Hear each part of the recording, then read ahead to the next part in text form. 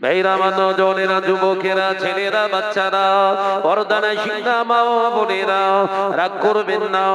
আল্লাহ নবী জানিয়েছে, বান্দা ও আল্লাহর বান্দারা, আমার সাহাবীরা, আমি নবী দুনিয়া জমিনে শুধু নামাজ আদায় করিনি, শুধু রোজা আদায় করিনি, শুধু হজ আদায় করিনি, শুধু যাকাত আদায় করিনি। আমি নবী দুনিয়ার জমিনে সংসার করেছি, আমি নবী দুনিয়ার জমিনে বিবি পেলেছি, সন্তানের পিতাও হয়েছি। ও আমার উম্মত উম্মতিরা, আমি নবী ব্যবসা করেছি, এমন ভাবে ব্যবসা করেছি, খাদিজা অন্যান্য ব্যবসায়ীর কাছ থেকে, টানা লোক লক্ষণের কাছ থেকে যত লাভ তিনি পেয়েছিলেন, আমি একবার সততার উপরে, সত্যের উপরে ব্যবসা করে দেখিয়েছি। হকের উপরে ব্যবসা করলে মিথ্যা থেকে 3 গুণ ফায়দা পাওয়া যায়। সবাই বেচা কেনা করে ঘরে ফিরে এসেছে, বিজনেস করে মালিকের হিসাব দিচ্ছেন, সবার লাভ হয়েছে কম কম, কিন্তু মুহাম্মদুর রাসূলুল্লাহ সাল্লাল্লাহু আলাইহি ওয়াসাল্লামের লাভ লভ্য অংশটা তাদের থেকে 3 গুণ বেশি। একবার জোরে বলুন। প্রশ্ন আসবে না? আসবে না? মাল এক, লাভ এত বেশি, হয় মিথ্যে কথা চিটিংবাজি করেছে, আর নইলে ধোঁকা দিয়েছে। কথা বলছেন এখানে। আল্লাহ নবীকে প্রশ্ন করা হলো, আল্লাহ নবী মুচকে হেসে বলেছিলেন, না না না, আমি মিথ্যা কথা বলি না, মিথ্যা কথাটা কি আমি রাসূলুল্লাহ বলতে পারি না। ও আমার খাদিজা, আমি মুহাম্মদুর রাসূলুল্লাহ সাল্লাল্লাহু আলাইহি ওয়াসাল্লাম ব্যবসা করেছি, যে মাল আমার ভাইরা নিয়েছিল একই মাল আমিও নিয়েছিলাম।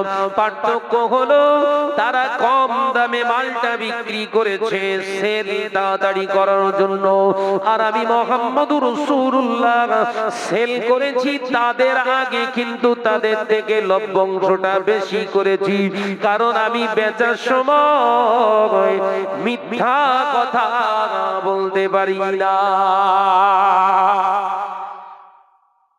তাহলে লাভ বেশি করা যাবে, শরীয়তের শর্ত কটা? জোরে বলেন, জোরে বলেন, পরিষ্কার বলে দেবেন ভাই, যেন আমার 150 টাকা না হলে পোষাবে না। 40 টাকার মালটা আপনি 200 টাকা বিক্রি করুন, বেচার সময় বলবেন, ভাইজান আমি 200 টাকা না হলে আমার পড়তে হবে না, আমি দিতে পারবো না। হয়ে গেল না? আল্লাহর কি রে, আমার কথা বলে না কেন? এরকম করে তো সব নাকি? না, সত্যি কথা, কসম খেয়ে বলছি, আমার লস হয়ে যাবে। মাল বেচা কেনা করেছে, বিবিকে হাতে টাকা দিয়ে বলছে, দেখেছিস আজকে এমন ভাবে লুটে নিয়েছি না, 500 টাকার মালে 1500 টাকা লাভ করেছি, দেখ। বিবি খুশি, আলহামদুলিল্লাহ পড়ছে। এই হারামের মাল হাতে নিয়ে আল্লাহ শুকর আদায় করা, এটাও হারাম। কি করে আগুন লেগেছে মাথায়, দেখেন। এই কথা বুঝতে পারছেন না নাকি? ও মনে করেছে দাড়ি রয়েছে, নামাজ পড়ছি মানে মরবর ডাইরেক্ট জান্নাতে চলে যাব। মুগুর রেডি করা, কবরে ঢুকবি আর একদম ফাটাবে, একদম। রাগ হচ্ছে বাপ, টেনশনে পড়ে গেছে, এরকম অবস্থা হয় না। এ কি ধরনের কথাবার্তা? ভাইরা আমার, নওজওয়ানেরা, যুবকেরা, ছেলেরা, বাচ্চারা, পর্দানশীলা মা ও বোনেরা, আল্লাহ নবী দয়ার নবী রাহমাতাল লিল আলামিন হুজুর আমার ওই সময় বলেছিলেন, ও খাদিজা, আমি মিথ্যা বলতে পারি না, ঠকাতে পারি না, মানুষকে চিটিংবাজি করাতে পারি না, আমি ওই জন্য সততার উপরে আমি বিক্রি করেছি। তবে ওই কাবা গৃহের মালিকের শুকর করে বলছি, আমার ভাইদের থেকে আগে আমার মাল বেচা হয়ে গেছে। সত্যের সঙ্গে আল্লাহ, সত্যের সঙ্গে আল্লাহ, আর মিথ্যার সঙ্গে শয়তান। কোন দল জয়ী হবে বাপ? মহিলা সমিতি নাকি? জমি বন্ধকে চাষ করার জন্য, গরিবের সম্পদ ঝেড়ে খাওয়ার জন্য, গাঁজা টানার জন্য, মদ খাওয়ার জন্য আমরা দুনিয়ায় এসেছি। আল্লাহ বললেন, না, অনলি ফর প্রেয়ার মি, কেবলমাত্র আমার ইবাদত বান্দিগি করবে। জোরে বলুন। এই আপনারা সব টেনশনে পড়ে আছেন নাকি? একদম মন খোলাসা করে যতক্ষণ আল্লাহ বসাবে আল্লাহর জন্য বসুন। সাহাবাই কেরামেরা টেনশনে পড়ে গেলেন, আল্লাহ নবীকে প্রশ্ন করলেন, ইয়া রাসূলুল্লাহ, হাবিবাল্লাহ, ইবাদত বান্দিগির জন্য আল্লাহ আমাদের পাঠিয়েছে, নামাজ রোজা হজ যাকাত আল্লাহ জিকির আজকারের জন্য আল্লাহ পাঠিয়েছে, আমাদের জন্য বিবাহ করা, সন্তান জন্ম দেওয়া, চাষাবাদ করা, ব্যবসা বাণিজ্য করা আমাদের জন্য কি তাহলে হারাম হয়ে গেল? আল্লাহ নবী মুচকে ঘেঁষে বলেছিলেন, ও আমার সাহাবীরা, আল্লাহর কোরআনের দিকে তাকাও। আল্লাহ কোরআনে আবারও জানিয়েছেন, কুল ইন কুনতুম তুহিব্বুনাল্লাহ ফাত্তাবিউনি ইউহিব্বুকুমুল্লাহ।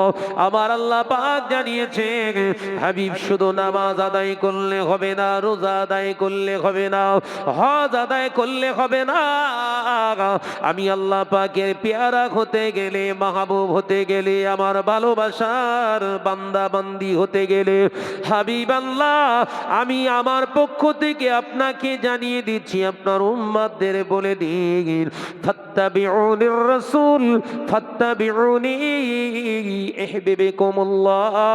ওরা জানো আপনার ইত্তেবা অনুসরণ করে, ওরা যদি আপনার ইত্তেবা অনুসরণ করে, ওদের গোটা লাইফটা ইবাদত হিসাবে কবুল হয়ে যাবে। হলো না? ফাত্তাবিউনির রাসূল, নবীর ইত্তেবা করা লাগবে। ব্যবসা করছেন, নবীর ইত্তেবা করে ব্যবসা করুন। 1 টাকার মালটা 100 টাকা বেচবেন, লা বাআসা জায়েজান, কোন অসুবিধা নেই, আপনি বেচুন। শর্তুন ওয়াহিদা লা তুকাযিব, একটাই শর্ত, ব্যবসা করার সময় মিথ্যা কথা বলা যাবে না। এই আলোচনা বোঝাতে পারছি? মাথায় ঢুকছে তো বাপ? শর্ত কটা? ব্যবসা করতে গেলে শর্ত কটা? একটা। ব্যবসা করাটাও ইবাদত হয়ে যাবে যদি মনে করেন ব্যবসাটা আমার ইবাদত বান্দিগিতে নামল আমাল হিসাবে আমি গ্রহণ করব, তাহলে শরীয়ত শর্ত দিচ্ছেন, শর্তুন ওয়াহিদা, একটাই তোমার জন্য শর্ত, তুমি মিথ্যা কথা, হারামের এক কথায় দ্বারস্থ হতে পারবেন না। 1 টাকার মালটা 100 টাকায় বেচুন, বেচার সময় বলতে পারবেন আল্লাহর ঘিরে আমার 99 টাকা কেনা আছে। এই কথা বলে না, এরকম চলছে তো। 10 টাকার মাল কিনে বাজারে যে বিক্রি করার সময় বলছেন না, একদম লস হয়ে যাবে, আমার 150 টাকায় কিনা। এই যতটুকু ইনকাম করলেন মিথ্যার আশ্রয় নিয়ে, যতটুকু ইনকাম দুনিয়ার জমিনে আপনি করেছেন মিথ্যার আশ্রয় নিয়ে, তার মানে হারামের আশ্রয় নিয়ে, শরীয়ত বলছে এই টোটাল সম্পদটাই হলো হারাম। এখন আপনারা 1 কোটি টাকার মালিক হয়েছেন ব্যবসা করে, মিথ্যা কথা বলে 1 কোটি টাকার মালিক আপনি ভাবছেন আমার 2.5 লাখ টাকা যাকাত দিতে হবে। আল্লাহর কসম খেয়ে বলছি, ওয়াল্লাহি তাল্লাহি বিল্লাহি, আল্লাহর কসম খেয়ে বলছি, 1 পয়সা এখন আপনার যাকাত হয়নি। হারামখোরের কাছ থেকে আল্লাহ কিছু চায় না, এটাই হলো আমার আল্লাহ। একবার জোরে বলবেন না? এই জোরে হচ্ছে না? হারামখোরের কোন, হারাম মালদারের কোন, হারাম ধন সম্পদ ওয়ালার জন্য কোন যাকাত নেই। ক্লিয়ার করতে পারছি তো নাকি কথা বলছেন না? আল্লাহ পাক যেটা তিনি চান সেটাও পাক হতে হবে। সুদ কি পাক না? কথা বলে না, জোরে বলেন। বন্ধনটা পাক। মহিলা সমিতি অসুবিধা হচ্ছে বাপ? দেখি ভাই, উঠি শুরু চড়ং শুরু হয়ে গেছে, কি আগুন লাগাবেন এরা? আসলে আমার বুঝতে পারিনি, দাওয়াত দিয়ে বসে আছে। কথা বুঝছেন না? এটা বুঝতে পারিনি, আওয়াজ না শুনেই বলে দাওয়াত করে। ভাইরা আমার নজনেরা যুবকেরা ছেলেরা বাচ্চারা পর্দানা শিক্ষা মা বোনেরা রাগ করবেন না আল্লাহ নবী জানিয়েছে বান্দা ও আল্লাহর বান্দারা আমার সাহাবীরা আমি নবী দুনিয়া জমিনে শুধু নামাজ আদায় করিনি শুধু রোজা আদায় করিনি শুধু হজ আদায় করিনি শুধু যাকাত আদায় করিনি আমি নবী দুনিয়ার জমিনে সংসার করেছি আমি নবী দুনিয়ার জমিনে বিবি পেলেছি সন্তানের পিতাও হয়েছি ও আমার উম্মত উম্মতিরা আমি নবী ব্যবসা করেছি এমন ভাবে ব্যবসা করেছি খাদিজা অন্যান্য ব্যবসায়ীর কাছ থেকে টানা লক্ষের কাছ থেকে যত লাভ তিনি পেয়েছিলেন আমি একবার সততার উপরে সত্যের উপরে ব্যবসা করে দেখিয়েছি হকের উপরে ব্যবসা করলে মিথ্যা থেকে 3 গুণ ফায়দা পাওয়া যায়।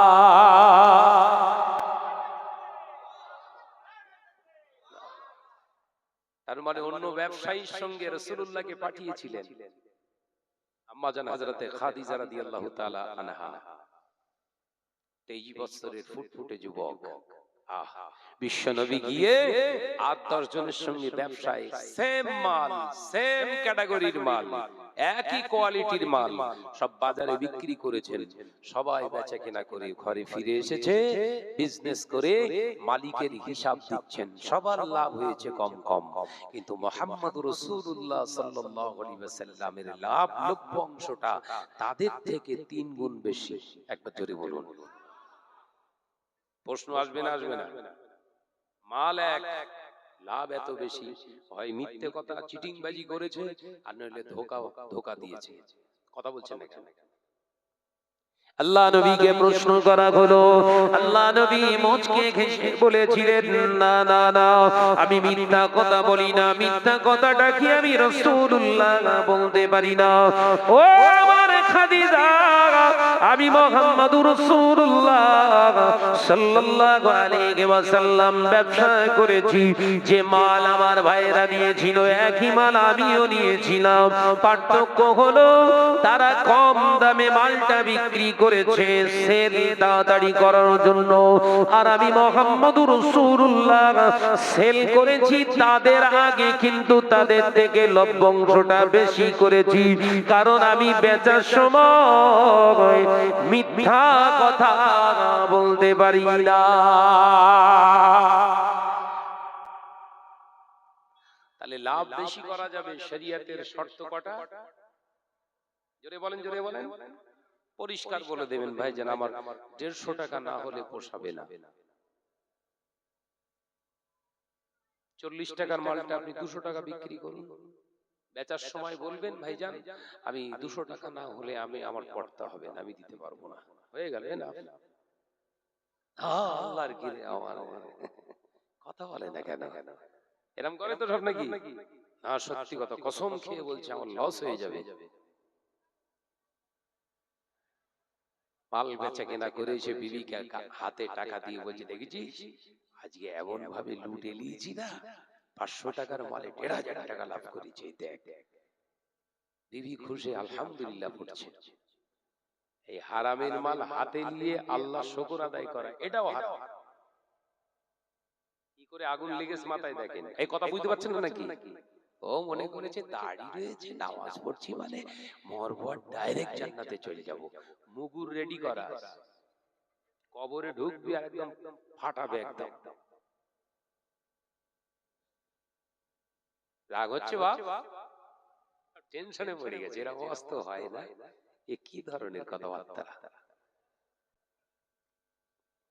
যে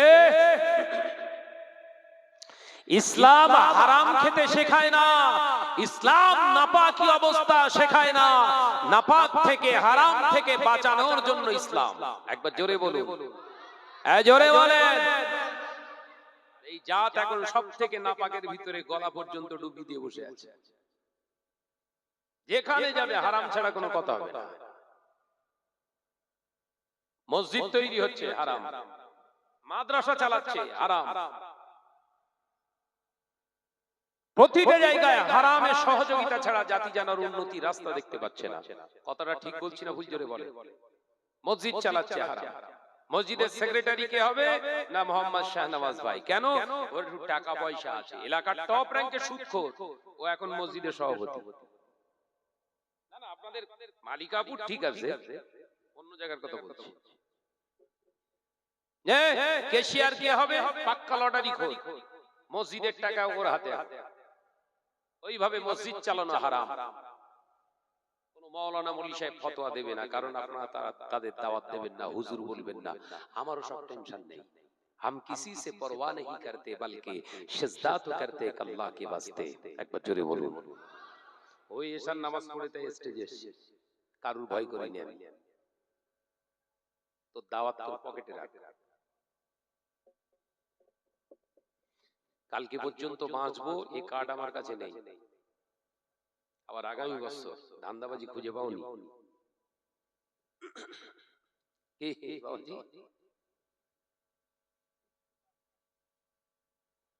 যতক্ষণ শ্বাস ততক্ষণ প্রয়াস, বেঁচে আছি চেষ্টা চালাও। এই কথা বুঝতে পারছেন না?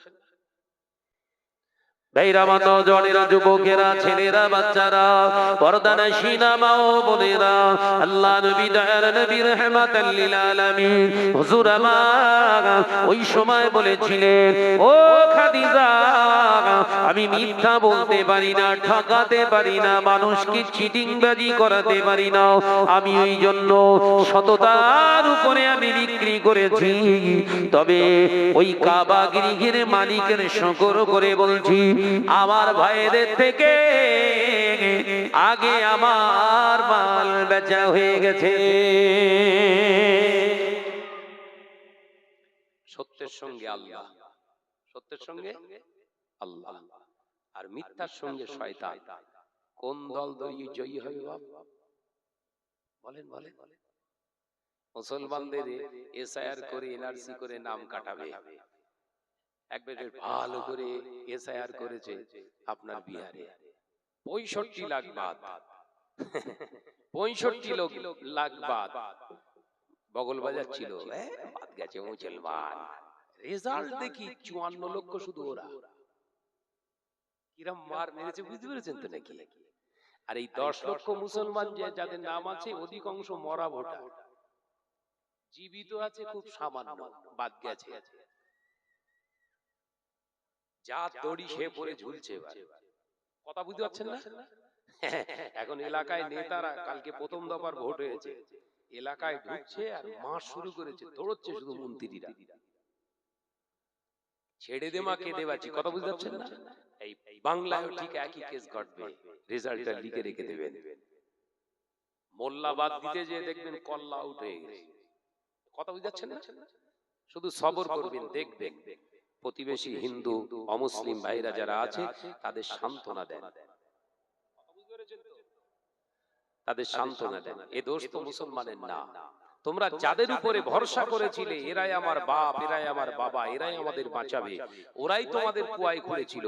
তোমার আমার ভ্রাতৃত্বর বন্ধনটাকে শেষ করে দিয়েছিল। সম্প্রীতির বার্তাটাকে যারা নষ্ট করার চক্রান্ত ফেলে এই বাংলার জমিনে যারা এইরকম একটা ফন্দি তৈরি করে, ফাঁসফল তৈরি করে আমাদের গলায় পরাতে চেয়েছিল, আসলে ওই ফাঁসটা তোমাদের গলায় পরিয়ে দিয়েছে। ভাই, তোমরা এবার বুঝে দেখো, একসঙ্গে থাকা ভালো ছিল না ওই স্বতন্ত্র একটা আলাদা জায়গা তৈরি করা ভালো ছিল? এবার বোঝো ঠেলা। আমরা সব করিনি। কথা বুঝতে পারছেন নাকি? আমরা বলেছিল এসআইআর করতেই হবে, নইলে ছাড়বো না। আমরা বিরোধিতা করেছি, এখনো বিরোধিতা করছি। এসআইআর করার দরকার নেই, কারণ আমি জানি আমার প্রতিবেশী যে সমস্ত অমুসলিম ভাইরা রয়েছে তারা কিভাবে এসছে, এখানে কেন এসছে, এরা আদিবাসী কি অনাদিবাসী আমরা জানি। এসআইআরে যদি তাদের নাম্বারটা চলে যায়, তাদের নামটা যদি কাটা যায়, ওদের মনে যতটা কষ্ট হবে, আমি একজন মুসলমান আমার মনেও ততটা কষ্ট হবে। আমরা সম্প্রীতির বাংলায় বসবাস করি। হিন্দু মুসলমান জৈন খ্রিস্টান আমরা জানি না, আমরা জানি আমার পাশে যিনি বসবাস করে আমার ভাই। কথা বুঝতে পারছেন না? এবার বুঝে দেখো কোন রাস্তায় যাবে। আবু জেহেলের জন্য, আবু জেহেল কুয়া খুঁড়েছে, আল্লাহ রাসূলকে কুয়ায় ফেলবে। এই শুনছেন, কার জন্য কুয়া খুঁড়েছে? বিশ্বনবীর জন্য কুয়া খুঁড়েছে, কুয়ো খুঁড়ে রেডি করে দরজার সামনেই একটা চাপা দিয়ে রেখেছে, হালকা ত্রিফল দিয়ে চট দিয়ে ঢেকে রেখে দিয়েছে। আর সঙ্গে সঙ্গে খবর দিলেন, নিজের পেশোদের দিয়ে খবর দিয়েছে, যা আমার ভাতিজাকে যে বল তোমার চাচার অবস্থা খুবই খারাপ, তোমার চাচা বোধহয় আর বাঁচবে না, অবস্থা খুবই খারাপ, আমি আবু জাহেল হতে পারি, ও কিন্তু আমার ভাতিজা, আমি কাফের, ও মুসলমান, ও যদি আমার শরীরের অসুস্থতার কথা শুনে বাড়িতে আর টিকবে না, পাগলের মতো সে ছুটে আমার কাছে আসবে। একবার জোরে বলুন, আমরা সেই নবীর অনুসারী। তুমি মুসলিম না মুসলিম আমি দেখবো না, আমি দেখবো আমার প্রতিবেশী। আল্লাহ রাসূলকে সংবাদ দিতে বললেন, এই শোনেন, আল্লাহ রাসূলের কাছে সংবাদ দিলেন, আবু জাহেল জানে ডাইরেক্ট এসে কুয়োর ভিতরে পড়বে, চাপা মারবে। আল্লাহ রাসূলের কাছে যে সংবাদ দিয়ে দিলেন, জিবরাইল আলাইহিস সালাম বললেন, অত ব্যস্ততার কারণ নেই, আপনি স্লো ভাবে যান। আল্লাহ রাসূল বুঝতে পেরেছে ডাল মে কুছ কালা হ্যায়। সত্যের সঙ্গে কে থাকে বললাম, জোরে বলেন। ওদিকে আবু জাহেলের সিরিয়া শাম দেশ থেকে ব্যবসা করে ফিরছিল মাল টাকা পয়সা নিয়ে। আবু জাহেলের বিজনেসের লোকেদের উপরে অতর্কিত ডাকাতিরা হামলা করে দিয়েছে, সব মাল কেড়ে নিয়েছে। এই সংবাদটা ঠিক ওই সময়ে সে আল্লাহ পৌঁছে দিয়েছে। ও আমাদের নেতা আবু জাহাল, শুনে রেখে দাও, সে যত মাল ছিল সব লুট হয়ে গিয়েছে, ডাকাতিরা ছিনতাই করে নিয়েছে। আবু জেহেল এই মাল ক্ষয়ে যাওয়ার, হারিয়ে যাওয়ার টেনশনে সামনে কুয়া খোঁড়া আছে, ওর খেয়াল নাই।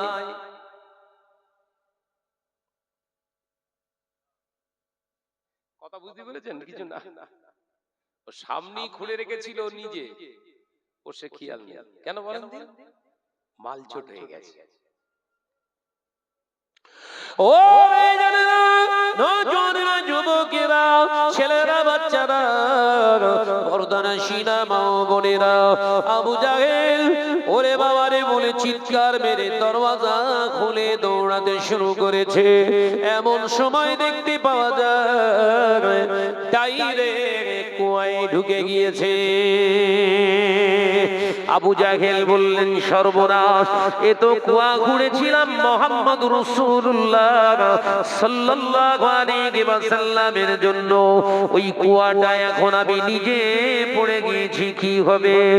এ তোরা আমার পেয়াদা সাকরে দেনা, লোক লস্করেরা দেরি করিস না, তাড়াতাড়ি তোল, শীঘ্রই তোল, নইলে মারা পড়ে যাব। আবু জাহেলের সাকরেদেরা দড়ি কাপড় জোড়া দিয়ে দিয়ে দিয়ে দিয়ে ঢোকাতে লাগলেন। আল্লাহ পাক রব্বুল আলামিন জানিয়ে দিলেন, এ আমার জমিন, আমি আল্লাহ সত্য, এই জমিন তোর মালিক কিন্তু আমি আল্লাহ সত্য, জেনে রেখে দে। আবু জাহেলের ওই কুয়ার ভিতরে যত দড়ি দুনিয়ার আছে ঢোকাবে, কিন্তু আমি আল্লাহ পাক রব্বুল আলামিন বলছি, যত দড়ি জোড়া দিয়ে ঢোকাবে ঠিক এক বিগত পরিমাণে আবু জেহেলের হাত থেকে যেন ফাঁকি থেকে। তার মানে জমিনটা তুই নেমে যাবি, যত দড়ি দেবে তত নিচে নেমে যাবি। আল্লাহর নবী, দয়ার নবী, রাহমাতাল লিল আলামিন হুজুর আমার আসে টুক টুক করে। আবু জাহেল বললেন, বুঝতে পেরেছি, এই আমার সাগরেদেরা, এখন আর কাজ হবে না, এ দড়িতে আর কাজ হবে না, তোরা তুলতে পারবি না, যা যা যা, আমার ভাতিজা মুহাম্মদুর রাসূলুল্লাহ সাল্লাল্লাহু আলাইহি ওয়াসাল্লামকে যে খবর দে, আমি আবু জাহেলের বিশ্বাস, সে যদি একবার সে হাত বাড়িয়ে দেয়, আমি তার ওই পবিত্র হাতে হাত দিয়ে উঠে যেতে পারবো।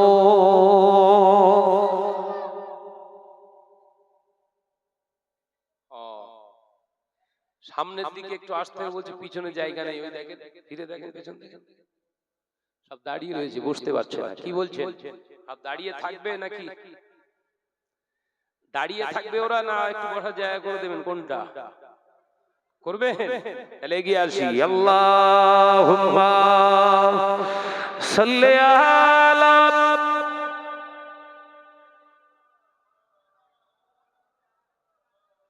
মাশাআল্লাহ মাশাআল্লাহ, এগিয়ে আসেন, এগিয়ে আসেন। ওয়া আলা আলি।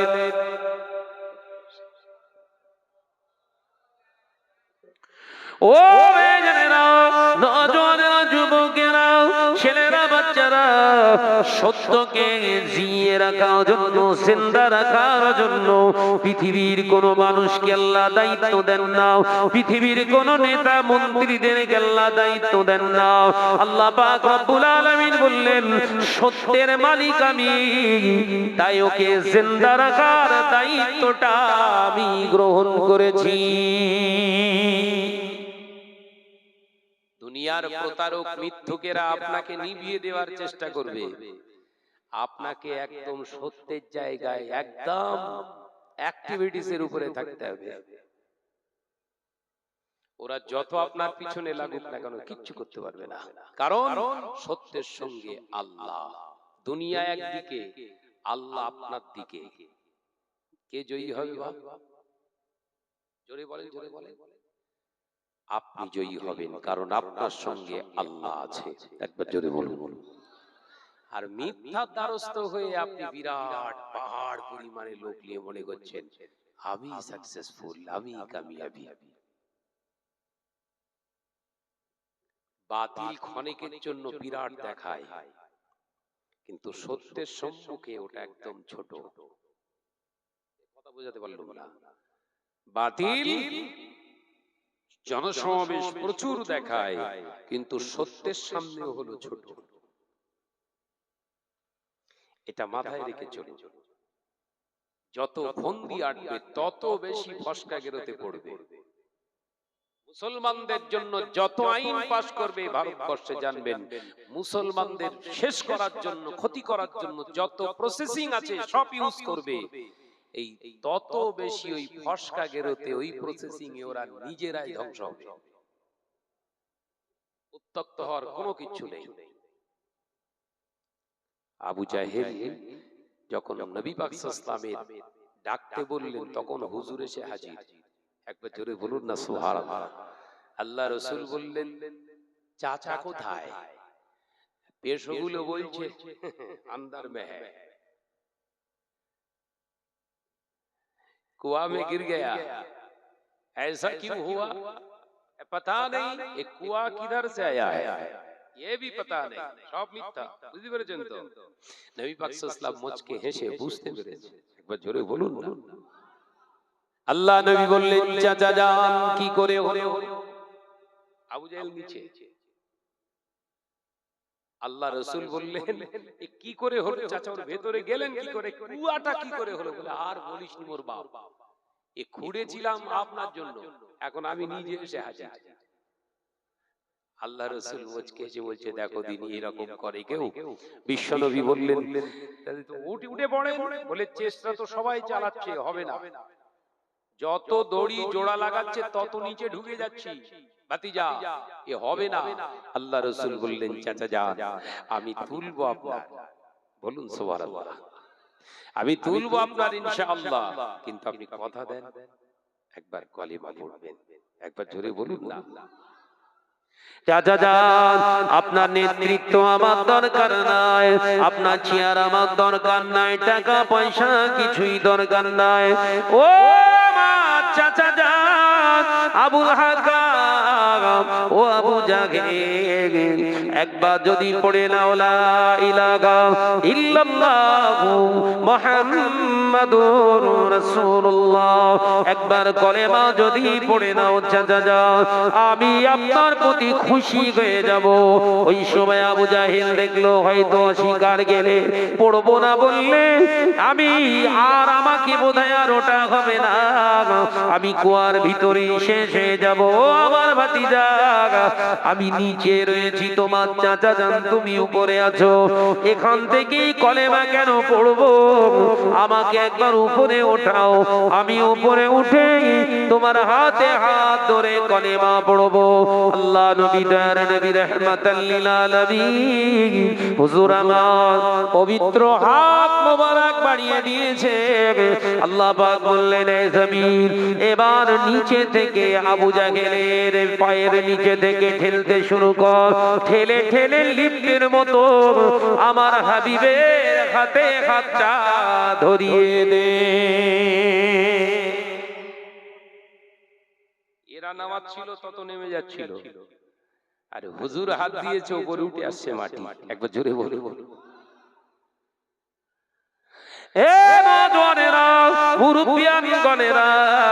ছেলেরা, বাচ্চারা, পর্দানশীলা মা ও বোনেরা, আল্লাহ নবীর হাত মোবারক পবিত্র হাত ধরে উঠে বললেন।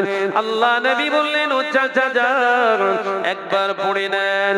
ওই সময় আবু জাহেল বলেছিল, ভাতিজা আমার বিশ্বাস ছিল, আমার বিশ্বাস ছিল তুমি আমাকে তুলতে পারবে, কারণ তোমার মতো এত বড় জাদুকর গোটা পৃথিবীতে আর নাই। জোরে বলুন নাউজুবিল্লাহ।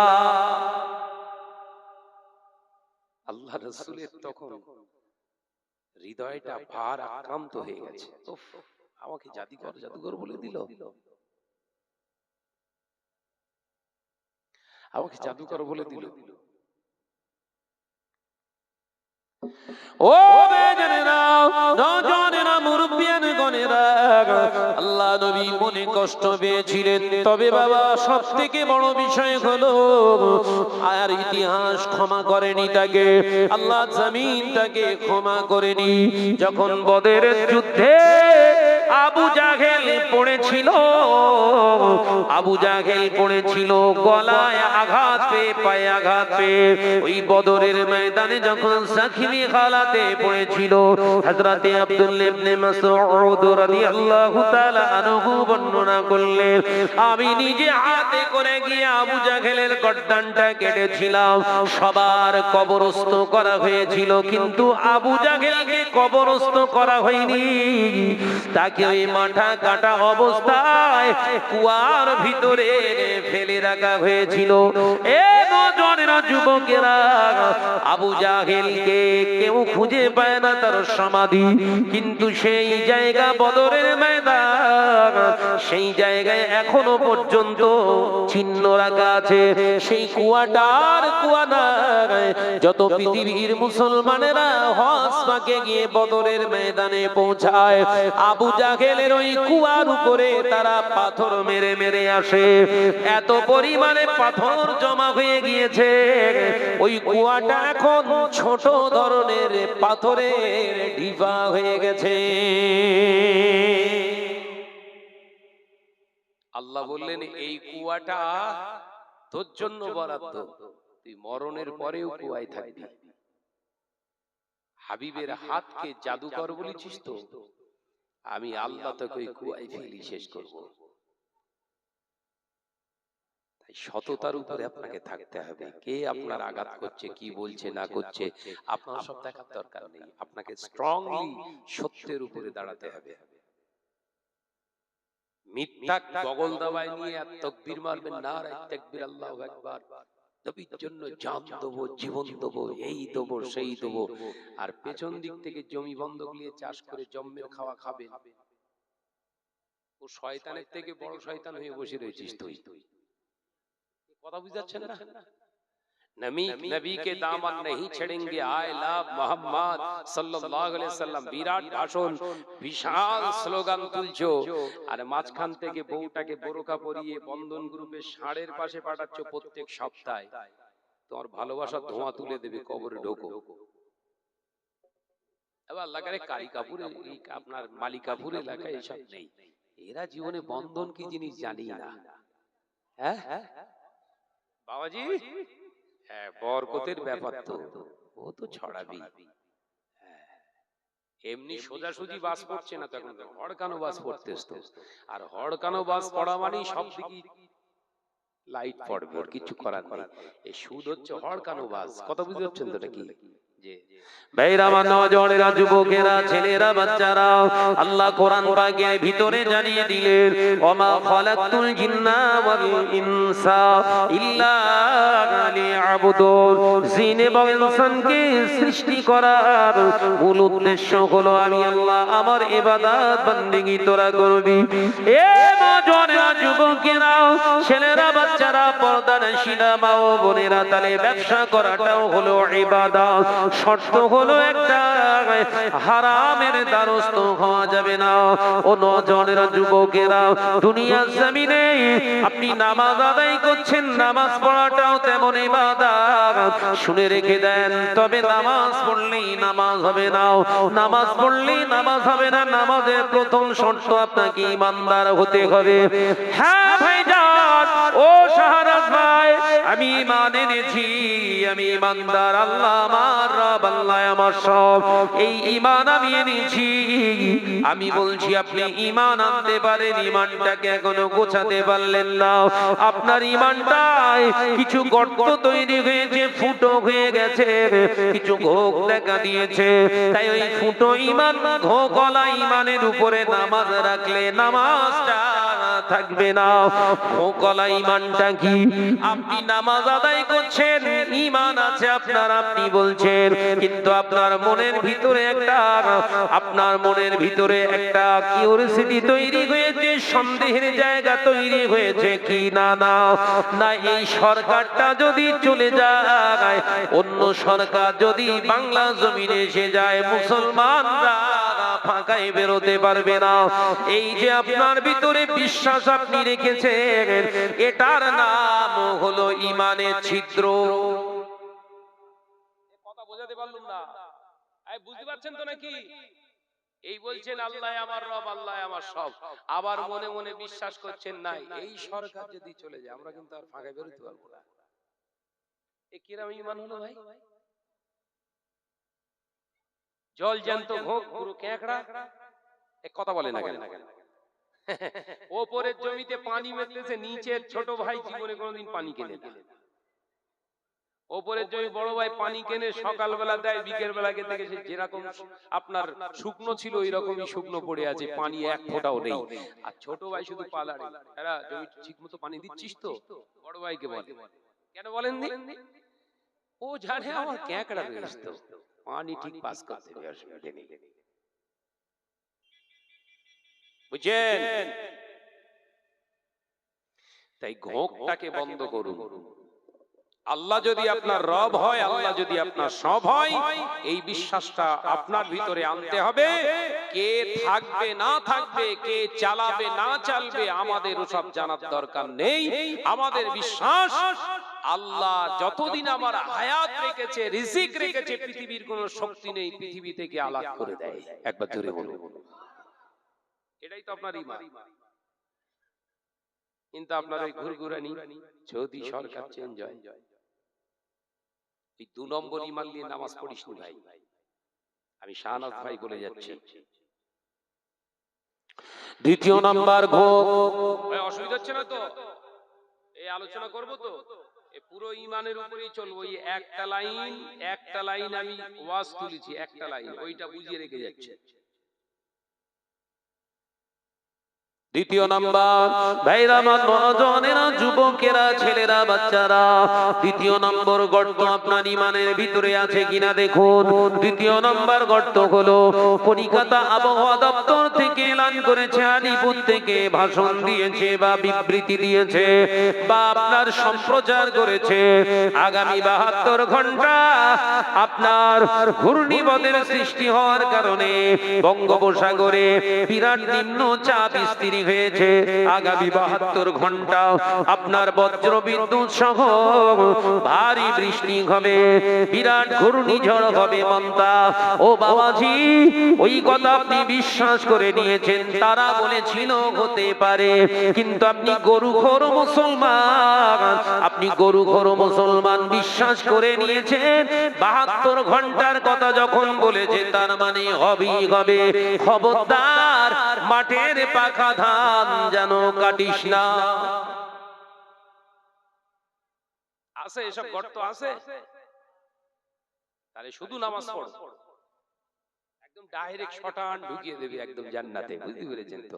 শুধু অপেক্ষায় আছে ফেরেশতারা কবে ঢোকাবে, মানে কবরে ঢোকানোর সঙ্গে সঙ্গে শুধু 6 মারবে। বুঝতে পেরেছেন তো?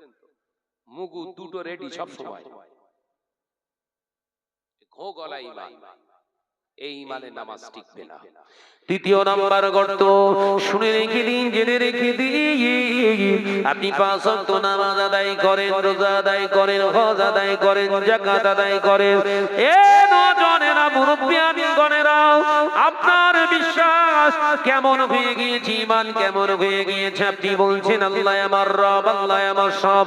শরীরটা অসুস্থ হয়ে গিয়েছে, সঙ্গে সঙ্গে বারাসাত হসপিটালে নিয়ে গেছে, ডাক্তার চেক আপ করে বললেন এখানে চলবে না, রেফার করে দিয়েছে, আপনাকে কলিকাতায় পাঠিয়েছে।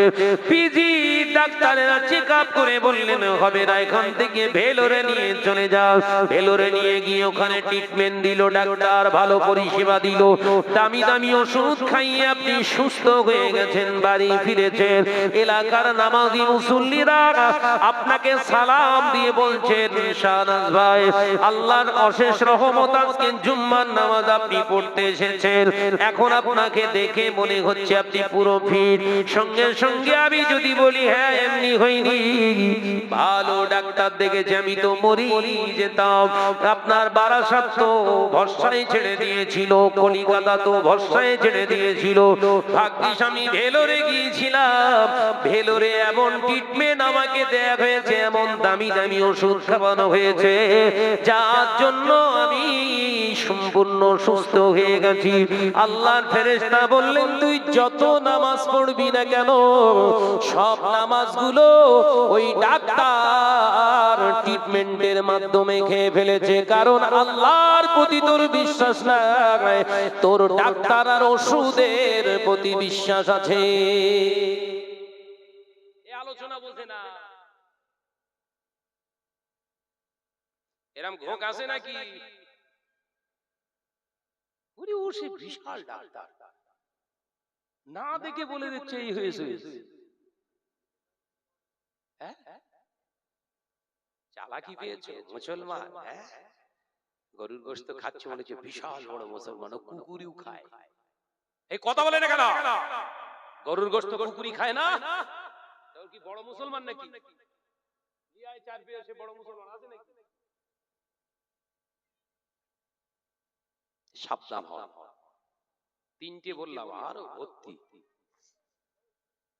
ঈমান ঠিক হয়নি, বড় জুব্বা পরে, মাথায় পাগড়ি পরে এমন করে দাঁড়াচ্ছেন যেন মনে হচ্ছে আসমান থেকে ফেরেশতা জান্নাত থেকে বের করে অন্য জান্নাতে নিয়ে যাওয়ার সময় হাত ফসকে পড়ে গেছে, সেই পিস।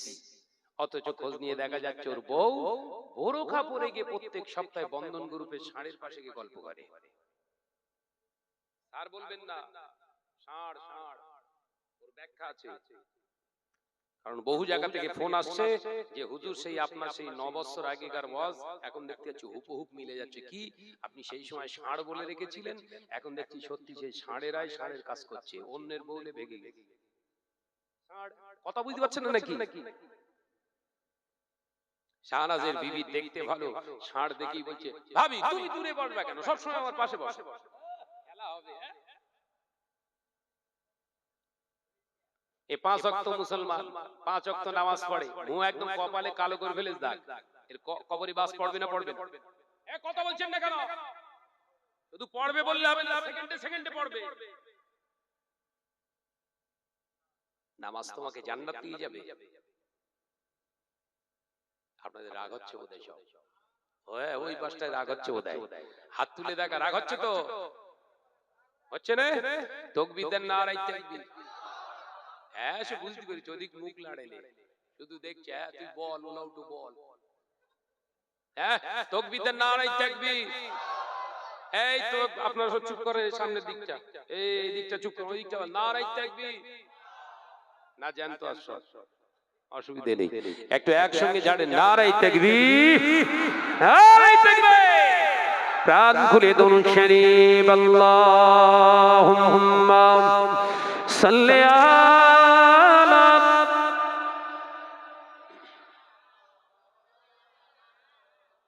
মাশাআল্লাহ মাশাআল্লাহ ওয়া আলা আলি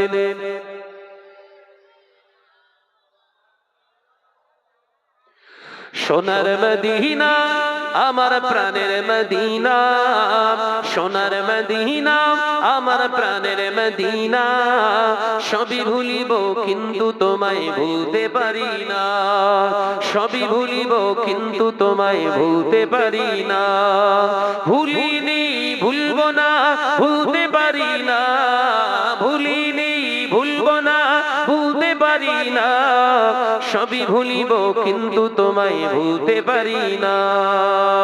আল্লাহুম্মা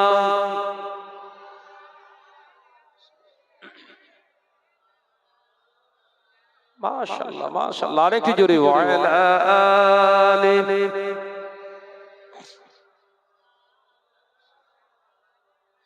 ইয়াসরিব নামক তুমি ছিলে অলক্ষণের দেশ, বড়ই মারাত্মক যে ছিল তোমার পরিবেশ। ইয়াসরিব নামক তুমি ছিলে অলক্ষণের দেশ, বড়ই মারাত্মক যে ছিল তোমার পরিবেশ। নবীর ছোঁয়া লেগে তুমি সোনার মদিনা, সবই ভুলিব কিন্তু তোমায় ভুলতে পারি না। জোরে বলবেন না, জোরে বলবেন না। ভুলিনি ভুলব না ভুলতে পারি না, ভুলিনি ভুলব না ভুলতে পারি না, সবই ভুলিব কিন্তু তোমায় ভুলতে পারি না। আল্লাহুম্মা সাল্লি আলা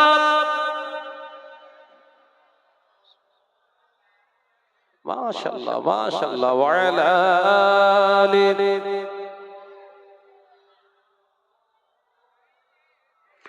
আরশ মহল্লার চেয়ে তুমি বড় হও, খোদার সৃষ্টিতে তুমি শ্রেষ্ঠ ভূমি হও। জোরে বলবেন না। গোটা পৃথিবীর বিজ্ঞানী গবেষণা করে জানিয়ে দিয়েছে পৃথিবীর সুরক্ষিত সমৃদ্ধ সুস্থ পরিবেশ স্বাস্থ্যকর পরিবেশ পৃথিবীর একটাই সিটি আছে, তার নাম হলো মদিনাতুল মুনাওয়ারা। একবার জোরে বলেন। বিশ্ব স্বাস্থ্য সংস্থা রিপোর্ট দিয়েছে এবছরে 2025 সালে পৃথিবীর শ্রেষ্ঠ শহর, সবথেকে স্বাস্থ্য সমৃদ্ধশীল শহর, ক্লিন শহর, স্মুথ শহর একটাই পৃথিবীতে, একটাই, সে হলো মদিনাতুল মুনাওয়ারা। জোরে হবে না? আরশ মহল্লার চেয়ে তুমি বড় হও, খোদার সৃষ্টিতে তুমি শ্রেষ্ঠ ভূমি হও। কেন? তোমার বুকে শুয়ে আছে শাহে মদিনা। জোরে বলবেন। এই জোরে হলো না। তোমার বুকে শুয়ে আছে শাহে মদিনা, সবই ভুলিব কিন্তু তোমায় ভুলতে পারি না, সবই ভুলিব কিন্তু তোমায় ভুলতে পারি না, ভুলিনি ভুলব না ভুলতে পারি না, ভুলিনি ভুলব না ভুলতে পারি না, সবই ভুলিব কিন্তু তোমায় ভুলতে পারি না। জান্নাতেরই বাগান তোমায় নবী বলেছেন, খাকে শেফার অধিকারী তোমায় করেছেন। জোরে বলবেন না। এই জোরে হবে না। জান্নাতেরই বাগান তোমায় নবী বলেছেন, খাকে শেফার অধিকারী তোমায় করেছেন। কেন? তোমার বুকে বয়ে চলে নূরের ঝরনা। জোরে বল। এ ছেলেরা জোরে হবে না। তোমার বুকে বয়ে চলে নূরের ঝরনা, সবই ভুলিব কিন্তু তোমায় ভুলতে পারি না, ভুলিনি ভুলব না ভুলতে পারি না, ভুলিনি ভুলব না ভুলতে পারি না, সবই ভুলিব কিন্তু তোমায় ভুলতে পারি না। আল্লাহুম্মা সাল্লি আলা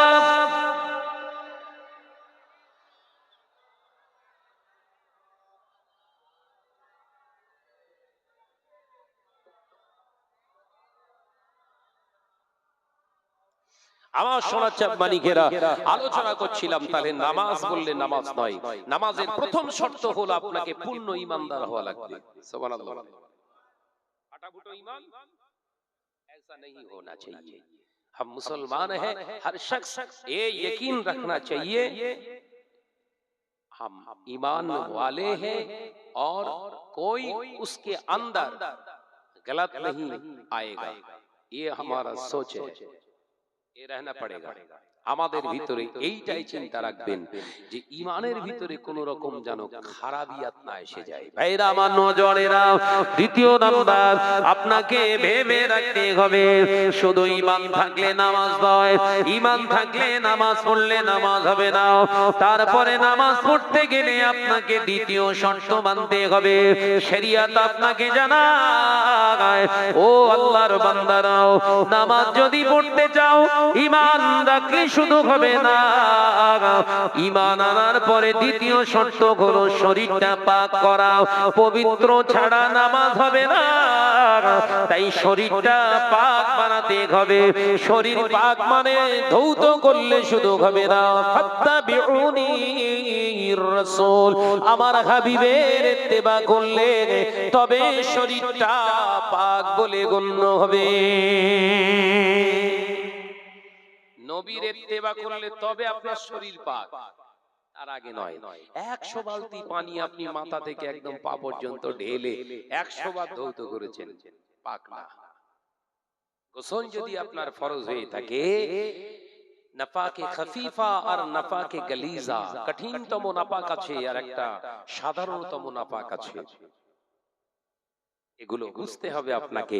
যদি কঠিন নাপাক হয়ে যায় শরীর, শরীর থেকে বীর্যক্ষরণ হয়েছে, শরীর থেকে বীর্যক্ষরণ হওয়ার কারণে শুধু ধুয়ে ফেললে হবে না, ধোয়ার প্রসেস মানতে হবে। কার? নবীর। আল্লাহ রাসূল বললেন ওই জন্য গোসলের 3টি ফরজ, একবার জোরে হবে না। 1 নাম্বার ফরজ, নাম্বার 1, মুখে পানি দিয়ে আপনাকে গড়গড়া করতে হবে, জানো হুলকুম পর্যন্ত পানিটা পৌঁছায়। একবার পৌঁছানো হলো ফরজ, দ্বিতীয়বার পৌঁছানো, তৃতীয়বার পৌঁছানো হচ্ছে রাসূলুল্লাহ সুন্নাত। কেন সুন্নাত? একবার দিলে সন্দেহ থাকে, 3বার দিলে সন্দেহ থাকে না। একবার জোরে বলে। একটা হলো দ্বিতীয় নাম্বার ফরজ, আল্লাহ রাসূল বললেন, বাবা সাহাবীরা, দ্বিতীয় নম্বর ফরজ হচ্ছে কি, তোমার নাকের এই শক্ত হাড্ডি পর্যন্ত একবার ধৌত করে ফেলো। একবার ধুয়েছেন, পরিষ্কার পরিচ্ছন্ন হয়েছে কি, কোথাও ফাঁক ফোকর রয়ে গেছে, সন্দেহ কাটিয়ে দাও, 3বার ধৌত করো, আমি রাসূলুল্লাহ সুন্নাত জীবিত হয়ে যাবে। একবার জোরে বলো। তাহলে গোসলের 3টে ফরজ। 1 নাম্বার কি বললাম? গালে মুখে পানি দিয়ে গড়গড়া করা।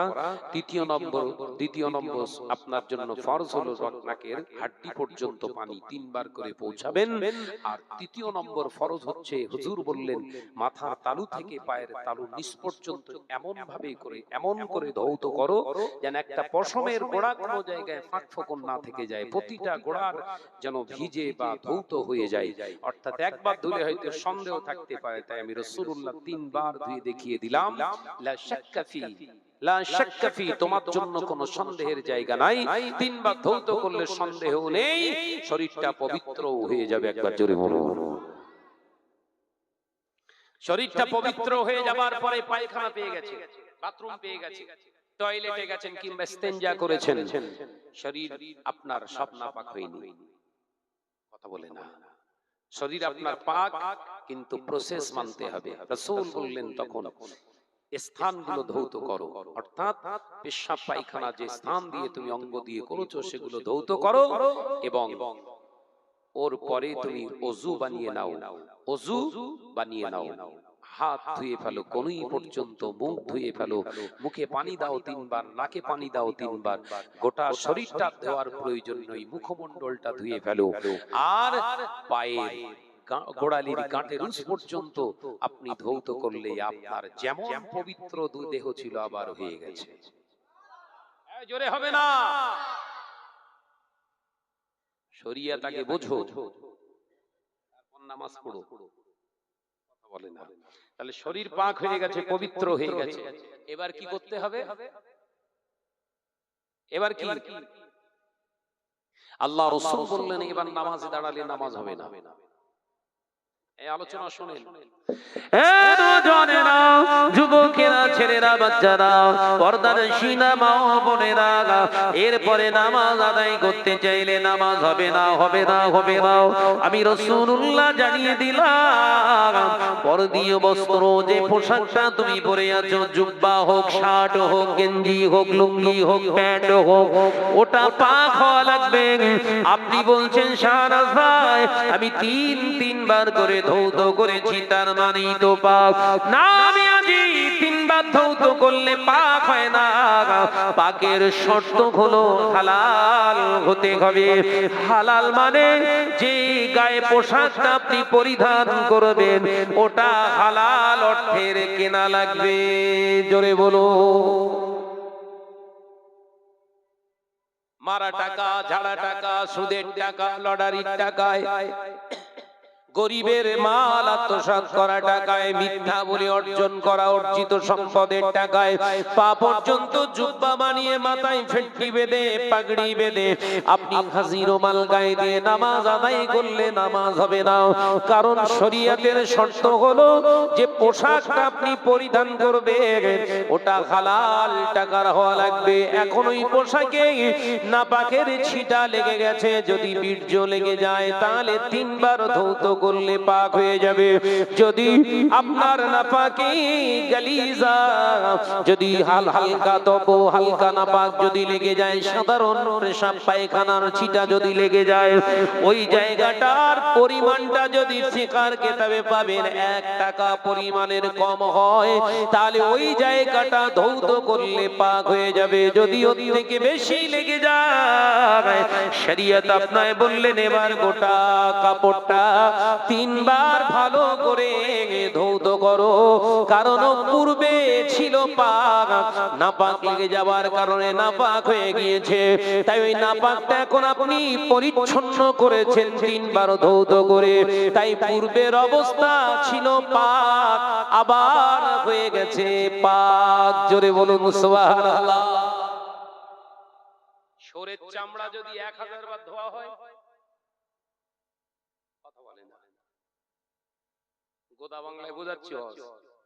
শরীরের চামড়া ধরেন 1000 বার ভালো করে লাইট বয় সাবান মেরে ঘষেছি, আগাবে।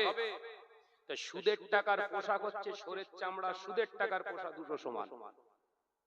বোঝাতে পারলি না বোধহয়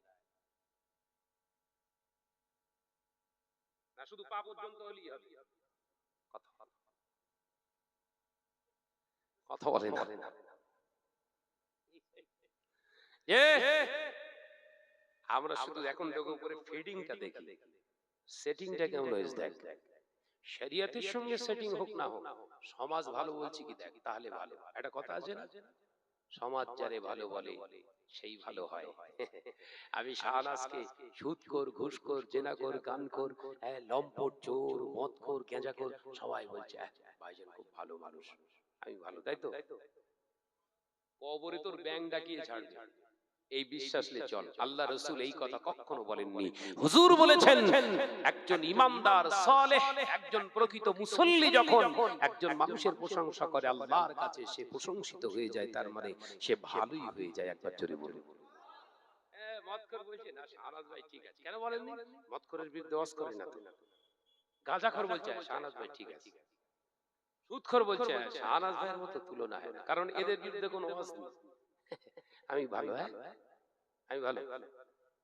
খারাপেরা যখন প্রশংসা করে, আল্লাহর বিরোধী মানুষগুলো, রাসূল বিরোধী মানুষগুলো, শরিয়ত বিরোধী মানুষগুলো যখন আপনার প্রশংসা করে, তখন আপনার কপালে বাড়ি মেরে আল্লাহু আকবার বলে জমিনে বসে তওবা করা উচিত যে এই অমানুষগুলো আমাকে ভালো বলে, তার মানে আমার কপালে বিপদ আছে। এই কথা বলে না, কথা বুঝতে পারছেন না? যে শরীয়তকে ঘৃণা করে, নামাজকে ছেড়ে দেয়, মদ পান করে, জুয়া খেলে, জিনা করে, গান বাজনা শরীয়ত বিরোধী যে ব্যক্তিটা কাজ করছে, ওরা আমার প্রশংসা করছে, তার মানে আমার কপালে ভালো না খারাপ? রাসূলুল্লাহ সাহাবায়ে কেরামরা সবাই প্রশংসা করত, সবাই নামাজি ছিল, সবাই রাসূলুল্লাহকে মহব্বত করত, কিন্তু সুদখোর, জিনাখোর, সমাজদ্রোহী, ইসলাম বিরোধী সেই কাফেররা রাসূলুল্লাহকে কখনো ভালোবাসতো না, ঘৃণা করত, গালাগালি করত। সেই মানুষগুলোই তাদের ক্যারেক্টার যাদের ভিতরে আছে তারা তোমার প্রশংসা করে, তুমি ভালো। রাসূলুল্লাহকে যারা খারাপ বলেছে তারা তোমাকে ভালো বলছে, তুমি ভালো। চালাকি খুঁজে পাও না, হাদিস এখনো পড়তে শিখুনি, বোঝাও। অপব্যাখ্যা হচ্ছে ইসলামকে নিয়ে। আরো দুটো একটা বলি, বলবো? অসুবিধা হচ্ছে? হাত উঁচু করেন, সব ঠিক আছেন তো? অনেক পরে পরে খবর খুব খারাপ, যে এক চান্সে হাত তুলে দেখান, ঠিক আছে তো? তাকবীর দেন, নারায়ে তাকবীর, আয় জোরে হ্যাঁ নারায়ে তাকবীর। সমাজে রেয়াজ আছে একটা কথা, একদম ছোট্ট ছোট্ট করে বলে দিয়ে যায়, যেহেতু একটি আয়াতে কারিমা তুলেছি, ওর ব্যাখ্যা আমি এখানে রেখে যেতে চাই। সমাজে কথা আছে কি, টাকা থাকলেই সারা বছর খাওয়া দাওয়া সংসার করার পরে উদ্বৃত্ত সম্পদের পরিমাণ যদি এখন ৪৯,০০০ টাকার মতো থাকে, তাহলে আপনার উপরে যাকাত ফরজ। আল্লাহর কসম করে বলছি, এটা শরীয়তের কথা না। শরীয়তের মতো দেখায়, কিন্তু শরীয়তের কথা না, শয়তানের কথা। শরীয়তকে জড়িয়ে শয়তান কথা বলে, কারণ সাধারণ মানুষরা বোঝে না। শরীয়তের কথা কি শোনার দরকার?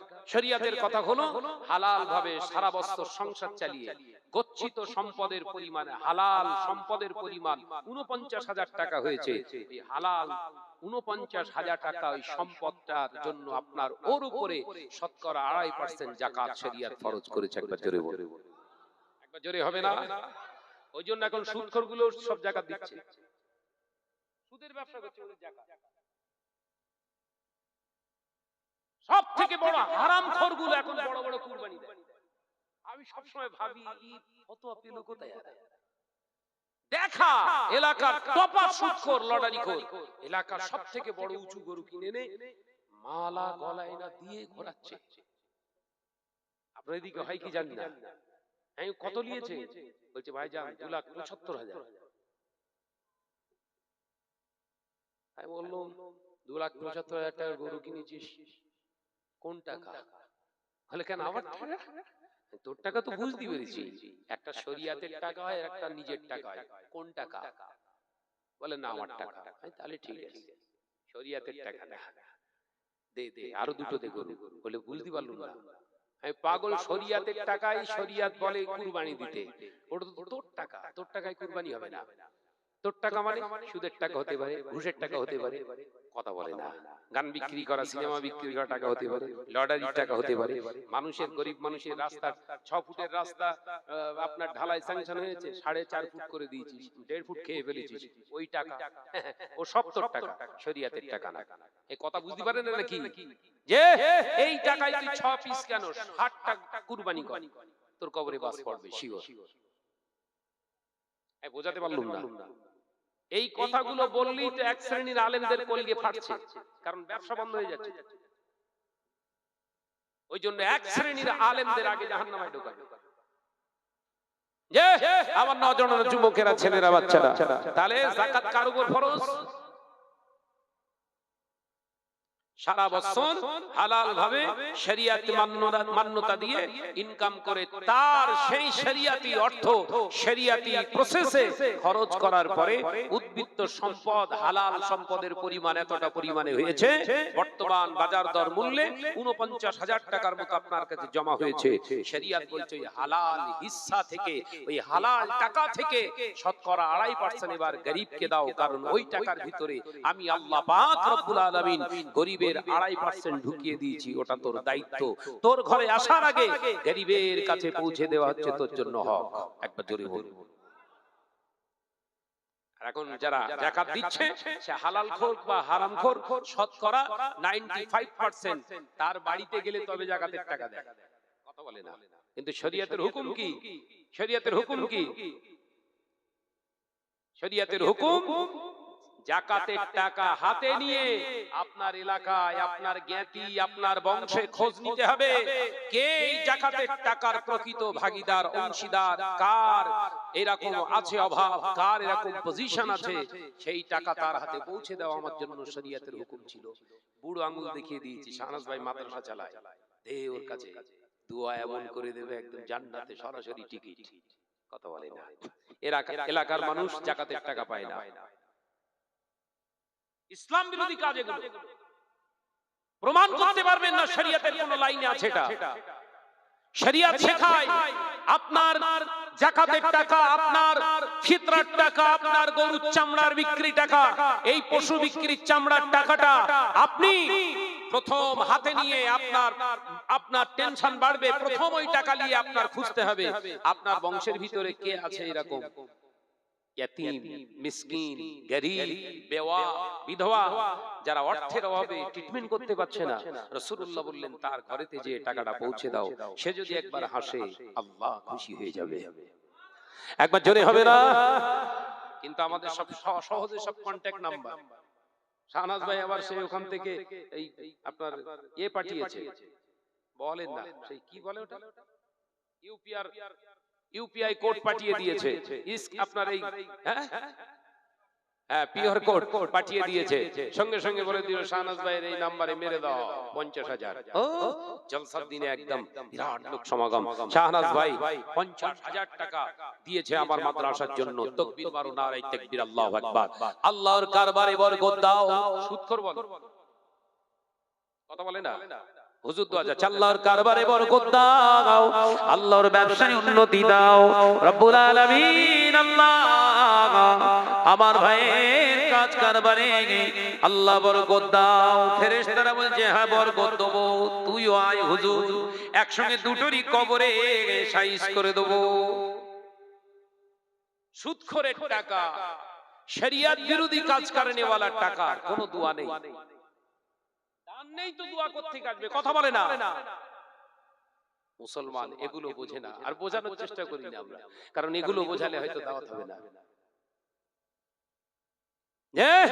আমার নজনেরা, যুবকেরা, ছেলেরা, বাচ্চারা, পর্দানশীনা মা ও বোনেরা, তাহলে নামাজ পড়া শুধু ইবাদত বান্দেগি, এটা ধারণাটা আপনার চেঞ্জ করতে হবে।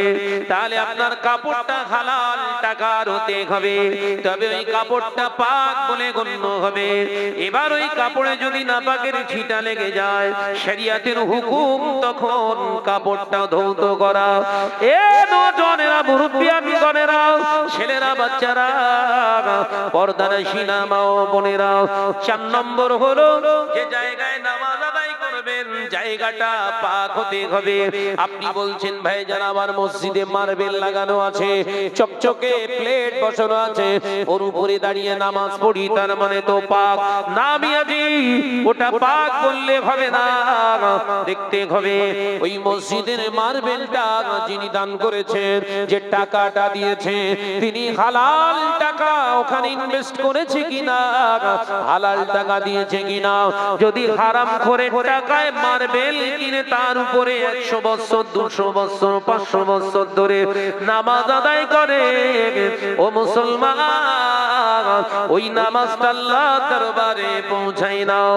এ নওজওয়ানেরা, ভয়ঙ্কর একটি হাদিস আল্লাহ নবী পাক জবানে জানিয়েছেন, বাবা সাহাবীরা, এমন একটা দিন আসবে, সময় আসবে, যেদিনে আমার উম্মতেরা নামাজ পড়বে, রোজা করবে, হজ করবে, যাকাত দেবে, টুপি পরবে, দাড়ি রাখবে, আমি নবীর থেকে ভালো ভালো তারা জুব্বা পরিধান করবে।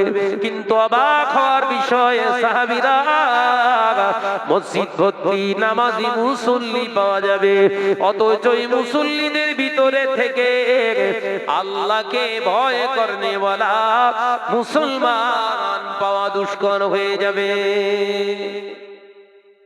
মুসনাদ ইবনে আপনার মুসনাদে আহমদ একটা হাদিসের কিতাব, তার ভিতরে হাদিসটা এসেছে, বলছেন নামাজি পাওয়া যাবে, রোজাদার পাওয়া যাবে, হাজি পাওয়া যাবে। এখন দেখেন ঘন ঘন মেরে দেবে বেরিয়ে এসছে, হ্যাঁ হাজি ওমরা, আল্লাহু আকবার। গত বছর রমজানে আমি ওমরায় ছিলাম, 2,2,5 লাখ মানুষ শুধু ওমরা করেছে রমজান মাসে। কত বললাম? 2 কোটি 2.5 লক্ষ মানুষ গল্প করা না, তার আগে রমজানেও গিয়েছিলাম 1 কোটি 43 লক্ষ মানুষ উমরা করেছিলেন, এবার তার প্রায় ডবল। তাহলে উমরা হাজি বেড়ে গেছে না?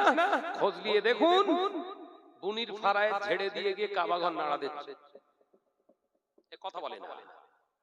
ভাইপোদের ফারায় ফাঁকি দিয়ে গিয়ে একদম কাবাঘরে হাজার হাজার দিয়ে পাটাং পাটাং করে চুম মেরে বেরিয়ে এসছে, বলছে 6 বার মেরে এসেছে একদম। ভাইপোদের সম্পদ আত্মসাৎ করেছে, ও হাজি না শয়তান? এ কথা বলে না, ও হাজি না শয়তান? সাবধান হন। আমি আপনাদের ভাই বললাম, শরীয়তের এক লাইন অস করে গেলাম। আল্লাহ কি বললেন? ওমা খালাকতুল জিন্না ওয়াল ইনসা ইল্লা লিয়াবুদুন। ভালো মাথার ভিতরে ঢুকিয়ে নিয়ে যান একটি আয়াত, কেবল মাত্র ইবাদত বান্দিগির জন্য আল্লাহ দুনিয়ায় আল্লাহ আমাদের পাঠিয়েছে। তার মানে কাজ কারবার, ব্যবসা বাণিজ্য, ছেলে পুলা যা কিছু দুনিয়ায় করবেন, একদম 1 থেকে 70 কি 80 কি 90 কি 100 ইয়ার্স দুনিয়ার জমিনে আপনি জিন্দেগি গুজরান করেছেন, টোটাল জিন্দেগিটাই আল্লাহর কাছে ইবাদত হিসাবে পৌঁছাতে হবে। একবার জোরে বলুন, একবার জোরে হবে না সুবহানাল্লাহ? আর এটার শর্ত দিলেন কি? আল্লাহ পাক বললেন, ফাত্তাবিউনির রাসূল ফাত্তাবিউনি ইহবিবিকুমুল্লাহ।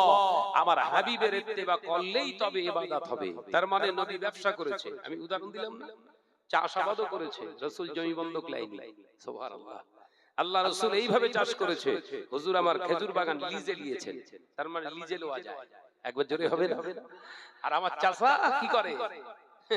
দাড়ি হাড়ি গাড়ি সব করে ফেলেছে, 2 বিঘে করে বন্ধক নেয়, 60,000 টাকা করে বিঘে বন্ধক নিয়েছে। ও জানে বন্ধক কি? টাকা যেদিন দেবে সেদিন জমি ফেরাবো। চাষ কর, তেল বের করতে শুধু। ফেরেশতারা বলছে, ওই জমি থেকে যেমন তেল বের করে খাচ্ছিস, তোর ভেতরে যত তেল জমা আছে সব আমরা বের করব, কত খাবি খা। কথা বুঝতে পারেন? সাবধান হন, আল্লাহ আমাদেরকে হেফাজত করেন, বলুন আমিন। একটু জোরে বলেন আল্লাহুম্মা আমিন। এই সব রাগ করেছেন নাকি? অসুবিধা হয়েছে? এক লাইনের ওয়াজ এখনো অনেক বাকি আছে, এর ভেতরে অনেক বাকি। এত এত আয়াত তোলার প্রশ্নই নেই, প্রশ্নই নেই। কারণ আমরা পড়াশোনা করেছি টাইটেল পর্যন্ত, আমাদের শিক্ষকরা আমাদের তাফসীর পড়িয়েছেন, আমাদের তাফসীরের ক্লাসের সময় 45 মিনিট 50 মিনিট পর্যন্ত ক্লাসে বসিয়েছেন, দুটো একটা করে আয়াতের তাফসীর করতে করতে অত সময় দিয়ে দিত। অথচ আজকে 2 ঘন্টার মাজলিসে এক একটা বক্তা 6টা 8টা 15টা 20টা করে আয়াতে কারীমা আপনাদেরকে শোনায়, তার তাফসীর শেখায়। কথা বলছেন না কেন? এতে হবে কি? আপনাদের তো ক্যাপাসিটি কতটা? 200 দিচ্ছে 2 কেজি, কি হবে তাহলে? কথা বলে না, কাজ হবে? কাজ হবে না। আল্লাহ আমাদের সকলকে হেফাজত করেন, বলুন আমিন। আর জোরে বলি আল্লাহুম্মা আমিন। তাকবীর দেন তো, নারায়ে তাকবীর। ওই জোরে হলো কই নারায়ে তাকবীর? মাশাআল্লাহ মাশাআল্লাহ। বাবা জিরা আমার, সোনার মানিকেরা, আগামী বছর এইরকম মাজলিস আমাদের এলাকায় এই মালিকাপুর হওয়ার দরকার আছে না নাই?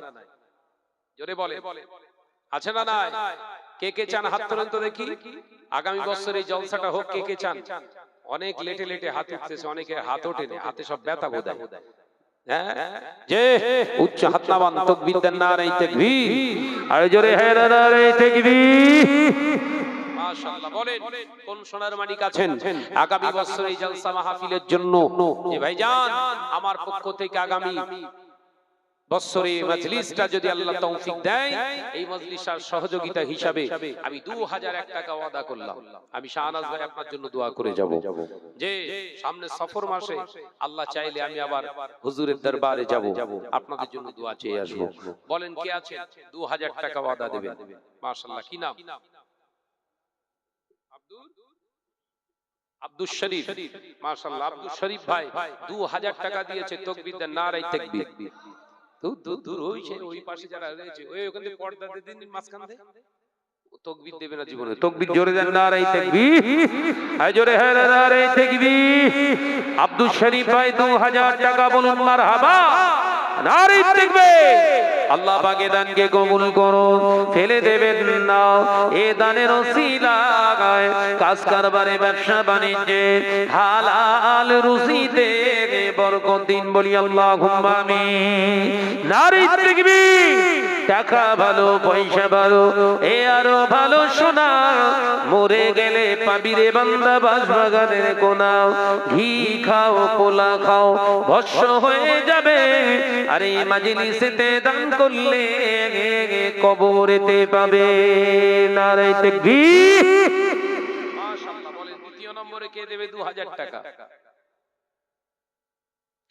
দ্বিতীয় নম্বরে কে দেবে একদিন তোমারই নাম মসজিদে হবে একদিন তোমারই নাম মসজিদে হবে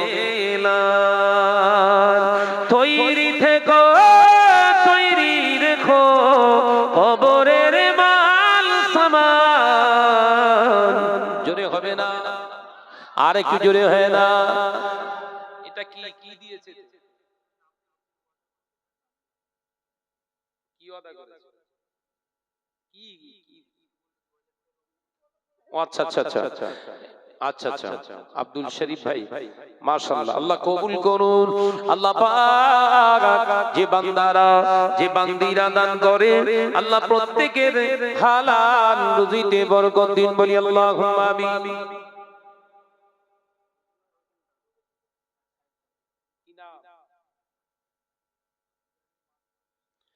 মরহুম নাজির আলী ভাইয়ের আহলিয়া তানার মাগফিরাতের জন্য 1000 টাকা নগদে তিনি দান করেছে আল্লাহ পাক এ দানকে কবুল করুন হালাল অর্থকে কবুল করুন এ দানের বারাকাতে আল্লাহ তাআলা তানার স্বামীর জীবনের গুনাহগুলো আল্লাহ maaf করে দিন বলি আল্লাহুম্মা আমিন জোরে হয় না নারে তাকবীর মাশাআল্লাহ কই দ্বিতীয় নম্বরে কই 2000 টাকা কই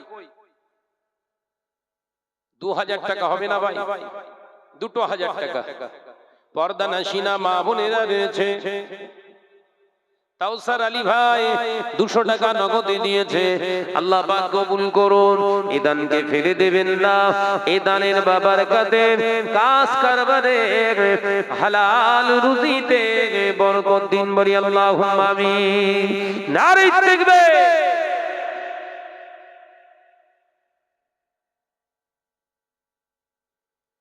মারিয়াম সুলতানা পিতা লুৎফর আলী 500 টাকা সোহান আলী পিতা লুৎফর আলী তিনি দিয়েছেন 500 টাকা 1000 টাকা ক্যাশ দিয়েছেন তাকবীর দেন নারে তাকবীর এই ছেলেরা জোরে হয় না নারে তাকবীর নারায়ে তাকবীর আল্লাহু আকবার নারায়ে তাকবীর আল্লাহু আকবার নারায়ে তাকবীর আল্লাহু আকবার নারায়ে তাকবীর আল্লাহু আকবার তোমার ওসিলায়ে জমিনও পেলাম তোমার ওসিলায়ে আসমানও পেলাম তোমার ওসিলায়ে জমিনও পেলাম তোমার ওসিলায়ে আসমানও পেলাম তোমার ওসিলায়ে মানব হলাম মানব সেরা যে মুমিন হলাম নারায়ে তাকবীর জোরে হলো না নারায়ে তাকবীর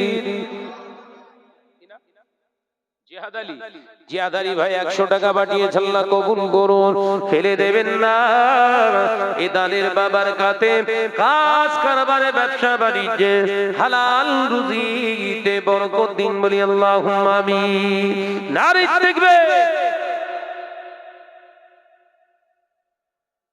মাশাআল্লাহ আমার ইমাম সাহেব ভাই আহারে ইমামদের দুর্দশার কথা বলা যায় না এমন এমন এলাকার মানুষ আছে প্রতি মাসে 70,000 টাকা ইনকাম করে 60,000 টাকা ইনকাম করে আর ইমাম সাহেবের মাইনে হলো 7,000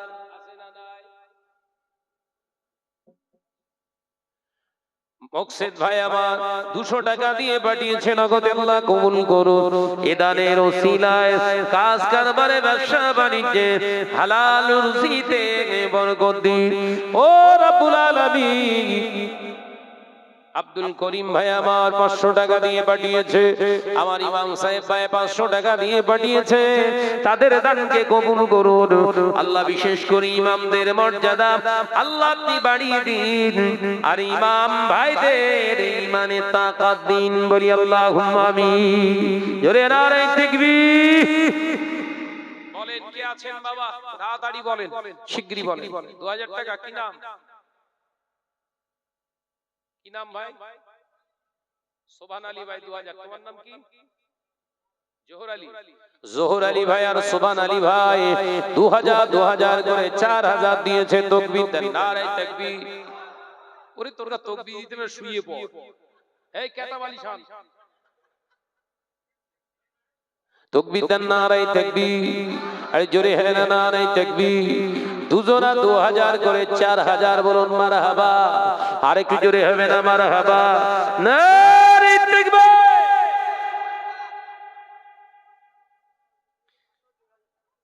সানোয়ার ভাই মায়ের নামে 500 টাকা, নিজের নামে 500 টাকা, বোনের নামে 500 টাকা, মালিকাপুর ঘর 1500 টাকা দেবে সানোয়ার ভাই। জোরে তাকবীর দেন, নারে তাকবীর।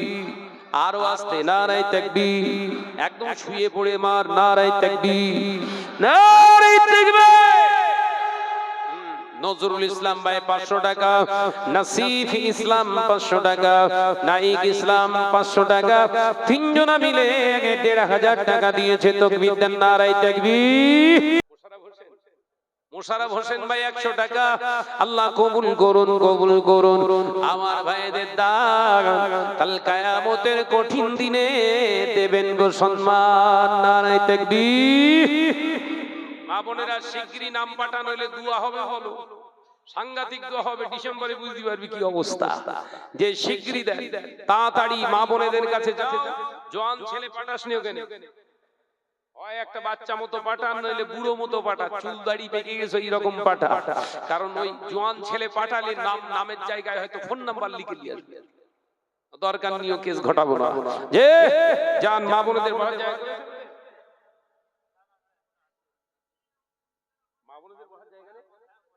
ওখানে পাঠান। মাশাআল্লাহ একজন 50 টাকা দিয়েছে, আল্লাহ কবুল করুন, আল্লাহুম্মা আমিন। তাকবীর দেন, নারে তাকবীর। মাশাআল্লাহ। নাম বলেন, শিগগিরই বলেন। 1000 টাকা করে কে? 1000 টাকা। 200 টাকার একজন সোনার মানিক দিয়েছে, আল্লাহ কবুল করুন। মোবারক গাইন আয়রাতে ঘর 1000 টাকা দেবে। তাকবীর দেন, নারে তাকবীর। আর জোরে হ্যাঁ না, নারে তাকবীর। খুশির জোয়ার আসে তখন, ও গো নবীজি পায় দেখা যখন। খুশির জোয়ার আসে তখন, ও গো নবীজি পায় দেখা যখন। তোমার নূরের চেহারার মাঝে, তোমার নূরের চেহারার মাঝে মুমিন ও মুমিনা নাজাত খোঁজে। নারায়ে তাকবীর। আওয়াজ দে বাপ, নারায়ে তাকবীর। আল্লাহু আকবার, নারায়ে তাকবীর। আল্লাহু আকবার, নারায়ে তাকবীর। নাম বলবেন না বাবাজি আমার। 200 টাকা নগদ। সাদ্দাম হোসেন ভাই আমার 1000 টাকা দেবে। আল্লাহ পাক এই দানকে কবুল করুন, ফেলে দেবেন না। এই দানের ওসিলায় কাজ কারবারে, ব্যবসা বাণিজ্যে, হালাল রুজিতে বরকত দিন। বলি আল্লাহুম্মা আমিন, নারে তাকবীর। হাসিবা খাতুন আর সুমাইয়া খাতুন 200 টাকা পাঠিয়েছে, আল্লাহ কবুল করুন। আর একজন গোপন দান 100 টাকা, আর একজন কোটি টাকা, আল্লাহ কবুল করুন। বলি আল্লাহুম্মা আমিন, নারে তাকবীর। মাশাআল্লাহ। বাবাজি দেন। বাবাজি আমার দিয়েছে 200 টাকা, আল্লাহ পাক কবুল করুন, ফেলে দেবেন না। এই দানের বাবার কাছে কাজ কারবারে, ব্যবসা বাণিজ্যে, হালাল রুজিতে বরকত দিন। বলি আল্লাহুম্মা আমিন, নারে তাকবীর দেন, নারে তাকবীর। আর একটু জোরে হবে না সুবহানাল্লাহ। এই পথে চলতে আসবে বাধা জানি, এই পথে চলতে জীবন যাবে, রক্ত যাবে তাও মানি এ পথ যেমন বেদনা বিধু এ পথে আছে লগন মধু এ পথ যেমন বেদনা বিধু এ পথ আছে লগন মধুর শাহাদাতের তামান্না যে শাহাদাতের তামান্না যে হৃদয়ে মশগুল এ পথে চলতে আসবে বাধা জানি এ পথে চলতে জীবন যাবে রক্ত যাবে তাও মানি নারায়ে তাকবীর আর জোরে হ্যাঁ নারায়ে তাকবীর